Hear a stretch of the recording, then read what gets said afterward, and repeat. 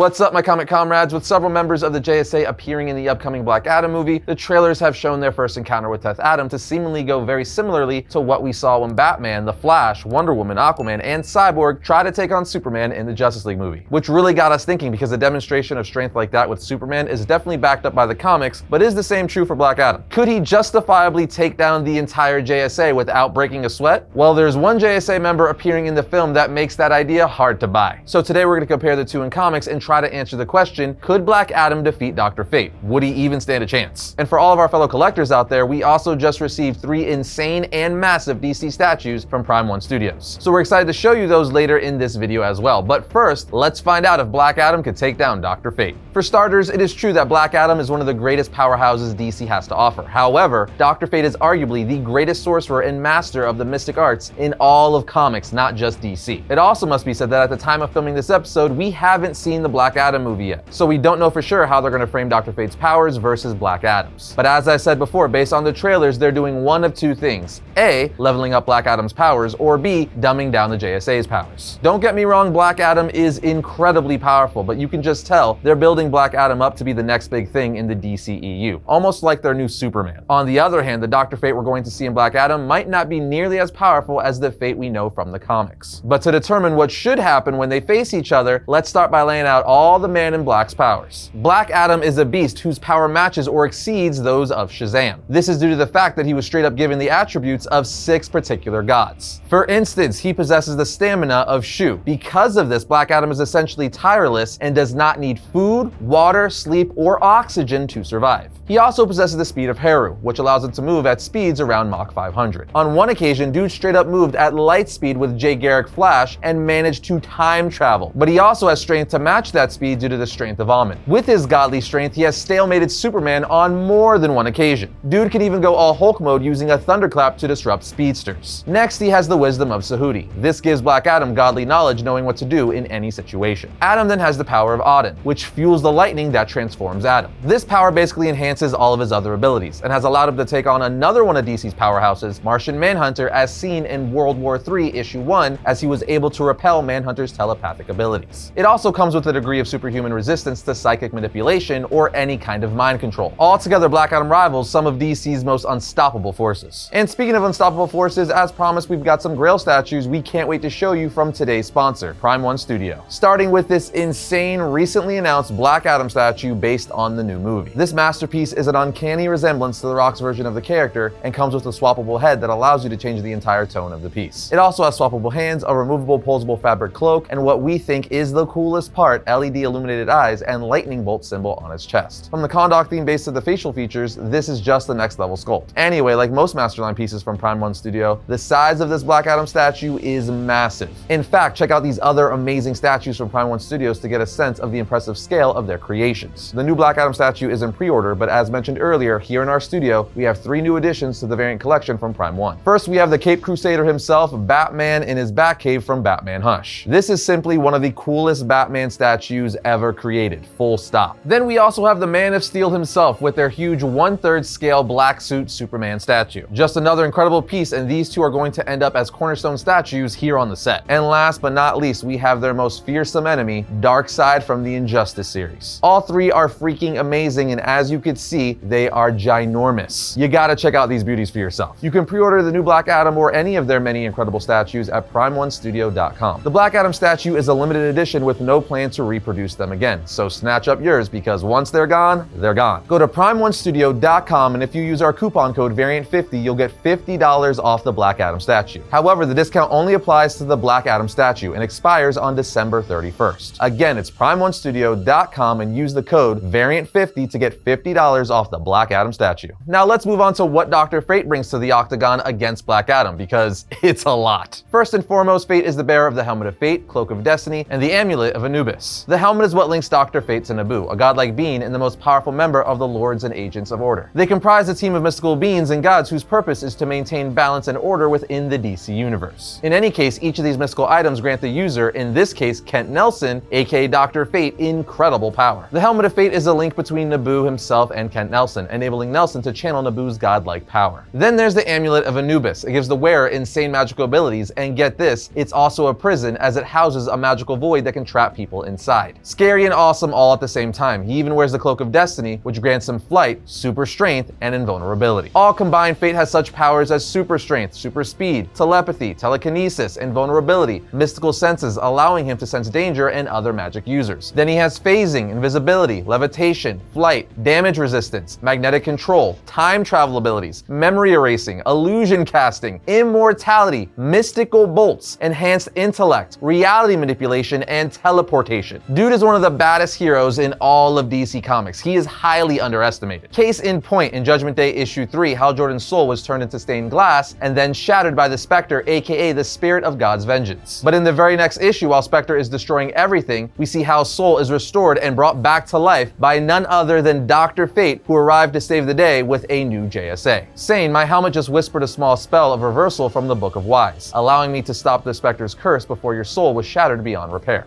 Fate straight up reversed the spell created by the vengeance of God himself. If that doesn't demonstrate power, I don't know what does. But let's give one more example. Dr. Fate once tapped into the springs of creation itself in Justice League of America 83. He did this in order to save Earth from an unspeakable evil. As he says, I must tap the well, springs of creation itself, focus them through my person and annihilate this ship, this unspeakable evil, which he then does. With all that said, I'm gonna tell you right now, if the comic book version of Black Adam tried to take on the comic book version of Dr. Fate, Fate would wreck his world. Look, Dr. Fate has straight up tapped into the springs of creation itself and has reversed spells from the vengeance of God. He even stalemated Spectre, who at the time was amped up by all the magic in the multiverse, during the Day of Vengeance Infinite Crisis special, issue 1. Then we saw that Fate merely conceded in the battle against Spectre when he said, without my death, the current age will linger and the destruction you've begun will continue to build and feed upon itself. So Black Adam isn't combating that. I'm sorry, that's a whole other FU level of power. But I think it's safe to assume that Dr. Fate will be toned down in the movie so he doesn't overshadow Adam. Don't get me wrong, even in the comics, Dr. Fate defeating Black Adam wouldn't be shown as a cakewalk, but no matter how you slice it, Dr. Fate definitely would come out on top. Having said that, like with anything in comics, any writer could think of a way for Black Adam to defeat Fate. All we're saying is, based on the evidence we have, most of the time Dr. Fate wins. I mean, again, dude straight up stalemated the embodiment of God's vengeance. Come on. As for the DCU versions of these characters, we don't really know how they're gonna stack up, minus what we've seen in trailers and clips released. And from those clips, it seems like Black Adam is handling the entire JSA all by himself, which isn't shocking considering it's The Rock playing Black Adam in his solo movie. So they're trying to establish how powerful and dangerous he is. I'm just really hoping they're not gonna nerf Dr. Fate too much, because based on everything I just told you, in true form, he could take on Black Adam all by himself.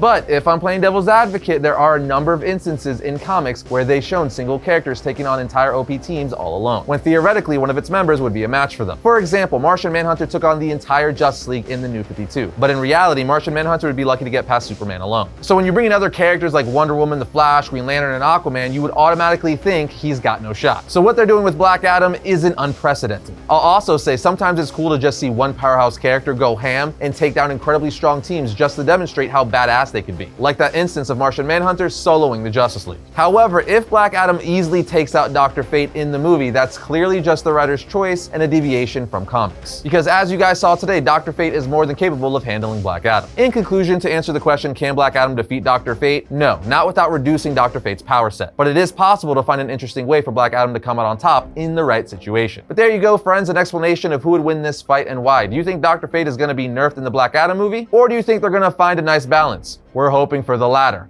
But let us know what you think down in the comments. And that's going to bring today's episode to a close. But if you enjoyed this video, check out this one right here. And if you like all of our content, like, subscribe, and comment. It helps us out. But other than that, I'll see you next time when I talk about all things comics.